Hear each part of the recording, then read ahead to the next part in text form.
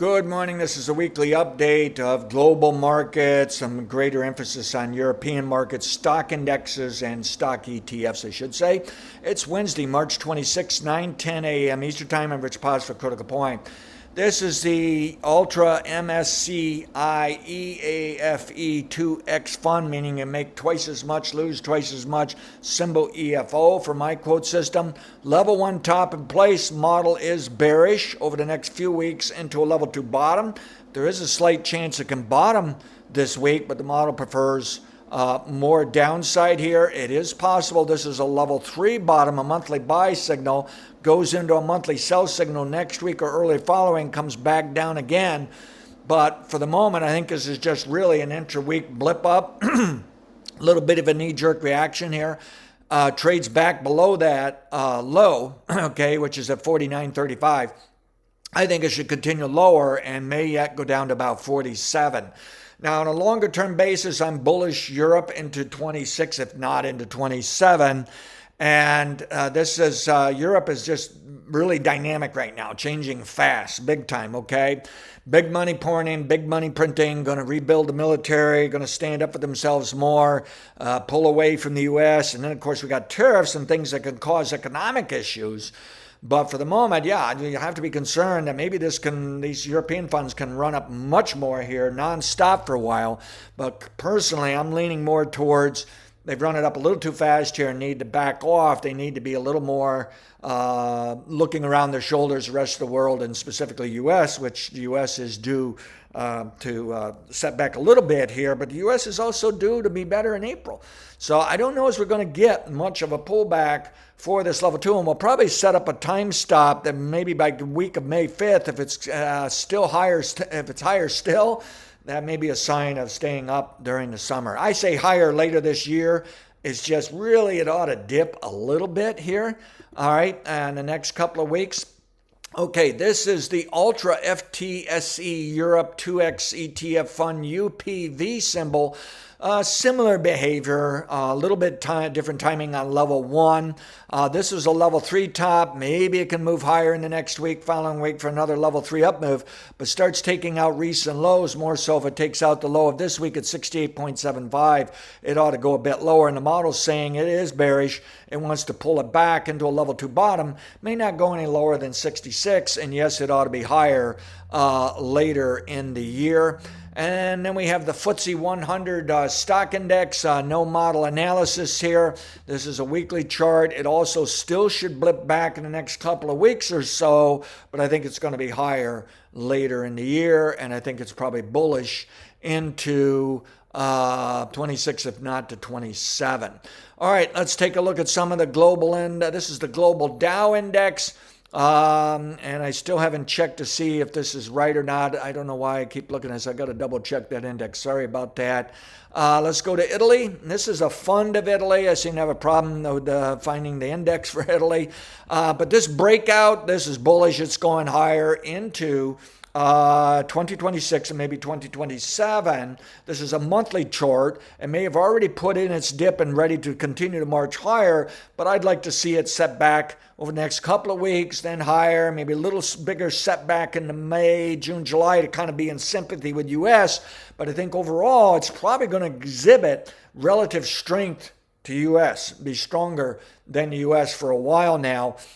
I don't see the U.S. really being in a bull market to November, December of this year on into next year. All right. So it can have setbacks, but it is a long-term bull. All right. But it just seems like it's kind of run a little too fast, a little too soon for a bull market that should last into 2026. I mean, if this is for real, just how high is it going to go by 2026? You know, there's got to be some setbacks here. I love this weekly indicator acting very bullish, but it is getting to overbought. So don't be surprised at setbacks, but I doubt this fund is coming back to 38 to 35. I think there's higher later this year. German DAX stock index, same story. It's just going higher into next year. deserves a setback from time to time. It's a little too strong, a little too optimistic for my taste, but it's basically a bull market. India, we'll leave Europe for a second here. India, I'm calling a long-term bottom in place. I should have made a note of that. I think I made a note of that last week, didn't I? Maybe not. But at any rate, I think there's a good chance it's going higher into 26, maybe 27. Okay, it can have setbacks by May, June, July. I'm not convinced it's going to do a setback in the next couple of weeks like the U.S. market. It can break away from the U.S., but I think May, June, July, even global markets can set back some as the U.S. sets back again. Okay, China, this is the Shanghai index. In theory, it should be bullish into late this year, maybe into next, not necessarily bullish into 27. It can have other issues, do its own story here. But I guess overall, the modeling is just simply saying there's not a lot of upside. It's not that great of a bull market. And even if the economy improves, it may take a while for stocks to get going. And my theory is China will take care of its middle class and poor first, not the billionaires and not the stock market. Therefore, you can have very well-run China companies and not have a robust stock market. And I'm all in favor of that. Yay for them. Okay. Okay. But I do think there's some bullish possibilities here, but it may just be that it's a short-term trader's market for a while yet. Okay, let's go. I'll skip the Spain fund. Let's go to the Spain index. And here again, no analysis, brief analysis. Long-term top, long-term bottom, breakout, bullish, bullish, bullish. Into 26, 27, good for Spain. There will be setbacks. You've already seen a setback and it's already recovered. It looks like it's not stopping. I think money's still flowing out of the U.S. into Europe and in other regions of the world. I think other regions of the world are flowing money into Europe as well. This is exciting. This is great. But they can overdo it at times, get these stocks a little too high priced before the companies really make money. So we do have to watch out for corrections, stalling out at times as well. This is a little too fast for me. I think they've gotten carried away here. And the faster it goes, the more likely we're setting up for a big fast setback at some point. But again, I'm bullish into next year. I just don't see anything that concerning here. All right, Japan Nikkei. Probably already is placed in a long-term bottom last year after a top and their carry trade blowout there. But really the model prefers that's the long-term top. This is the long-term bottom and might have bottomed now. And it's time to move higher into 26, maybe 27. It can now lead the U.S. when looking out into May, June, July here. But there's still time for it to chill out, stall out. And it's possible that I'm making a mistake. The bottom is there. Now it can spend a lot of time stalling out. And that's a possibility too. So I don't know how bullish to be. I'm really just friendly. They've already had some very nice bull markets within a larger bull market, and they're on their way to something better, a breakout than what they've seen in 20 or 30 years. But they also have to deal with higher inflation, higher interest rates. They may have some adjustment complications problems, and there could still be a carry trade problem for them. All right. But anyway, I think somehow, some way, looking out to next year, following how it will be up, I can just be wrong. It can stall out for quite a while. This indicator still acting quite bearish for a monthly chart here.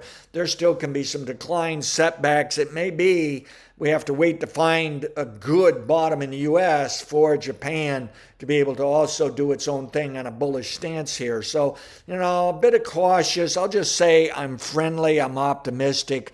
Japan, but I can be off the market. It can go lower still for a while yet, stall out.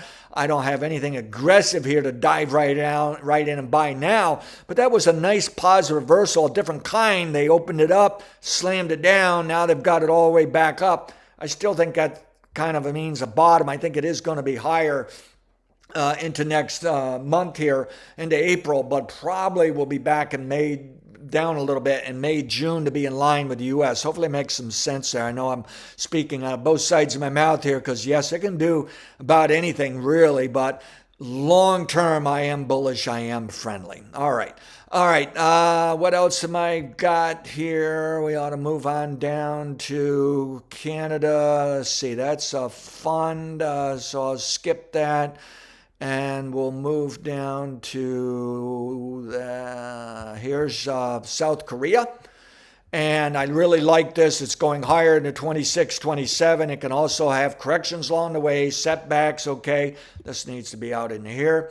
I think it looks good. All right, let's go to Portugal, and this is their index, looking really good to me. I think it's up and away, even though it hasn't gone to a new high. I think it's up and away into 26, 27. I think it looks good. There'll be setbacks, corrections along the way, lots of zigzags, perhaps stalling out at times, but I got to be long-term bullish. Nothing has changed my mind. This is Toronto, Canada index, stock index, probably putting in a long-term bottom now ahead of the U.S. I do not believe the U.S. is putting in a long-term bottom. There's a slight chance it has.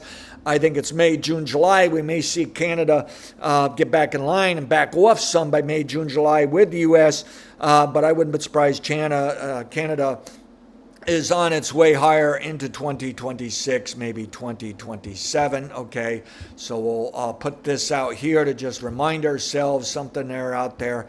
All right, so I think there's higher to go, and I don't have much for upside targets. I probably need to get to work, give you some additional information here because it's starting to get a little redundant. That about all I have to say is got to be long-term bullish. But at least I'm finding evidence here not to change my mind, not to be all that worried. I'm more worried about the U.S. coming down gigantic amounts that may become a contagion and drag down these foreign markets. And obviously, the more the U.S. crash and burns, the more it would. But overall, I'm not finding negative issues for these global markets. All right, this is a 2x fund. You make twice as much, lose twice as much. Symbol CHAU, CSI 300 China A shares. Not doing a whole lot. This is a monthly chart. I think it will pick its head up over time, but nothing exciting. To me, you put your money in South Korea, maybe some more money into Japan or back end, something like that. I don't know about the smaller countries around Asia. I think you have work the European market, get some money in there, and the U.S. market, and maybe put money into Canada. I don't know on Mexico. I should get back to studying Mexico. But on the U.S., I'm not interested in putting money in. We'll just trade it short term, play some games, and kind of wait here to see whether we do get a crash and burn moment here. For the U.S., let's see, that's another China fund. We really don't need that. Okay, France. This is CAC, and this is actually the futures because for some reason I can't seem to find my cash index. Due for a level one top, due for a pullback. It can run into a few issues here going to May, June, July along with the U.S., but at the same time, it could do a little bit differently, and I think it still stands a chance of relative strength, and it just went to a new high, and this is a brand new bull market. It's going higher into 2026, 27 for France. Good for them. I think they're putting things together and making it work. All right, that's your global stock market, stock index, ETF update for this week. Past results are not necessarily indicative of future results. Have a great week. Thank you.